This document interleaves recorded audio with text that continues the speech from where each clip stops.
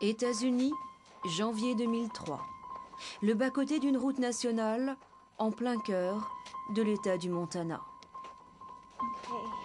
Voilà. C'est la croix que nous avons plantée après l'accident de voiture. Ma fille a été tuée ici il y a 6 ans. Mais j'étais tellement anéantie et tellement perdue sans elle que la seule chose à laquelle je pensais, c'était de la ressusciter. J'avais en tête de la cloner et j'espérais que la science pourrait un jour le permettre.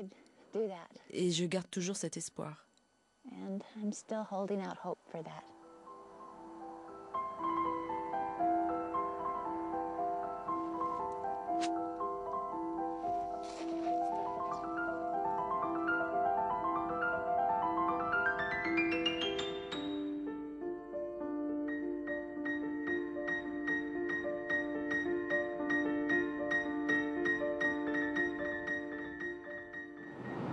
En 1997, quelques heures après le drame, Kathy Gordon décide de prélever quelques gouttes du sang d'Emily.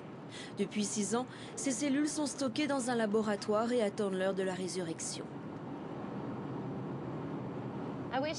J'aimerais pouvoir me dire que le clonage n'était qu'un moyen pour apaiser ma douleur et que maintenant cela va mieux.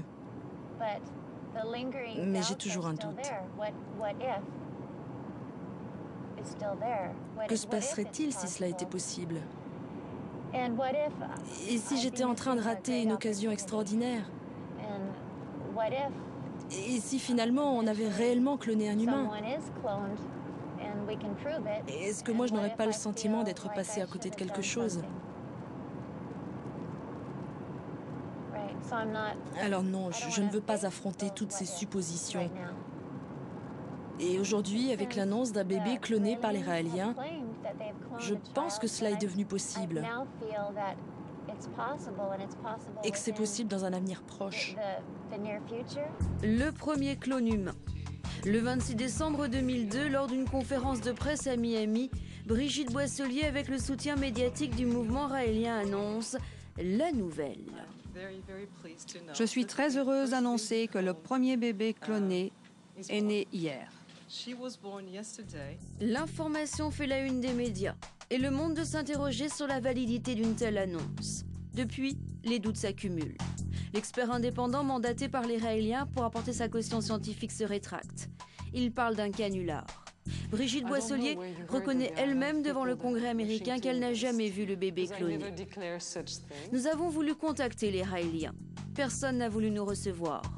Le seul moyen pour tenter de les approcher, c'est d'aller sur leur terrain, celui du business avec la machine à cloner qu'ils commercialisent, le RMX 2010, au prix de 9 200 €. Elle est produite ici en Corée. Pour rencontrer les responsables du programme RMX 2010, tous membres du mouvement raélien, nous nous faisons passer pour des acheteurs potentiels. La rencontre, filmée en caméra cachée, a lieu dans un grand hôtel de Séoul. Malgré les sourires, la méfiance est de mise. Notre appareil est tellement sophistiqué que c'est pour ça qu'on nous surveille. On nous observe de près parce qu'on a un appareil pointu. Peut-être que les gens nous soupçonnent de faire du clonage humain, car dans le cas des autres appareils, ils pensent que c'est impossible d'en faire. Mais pour le nôtre, c'est différent.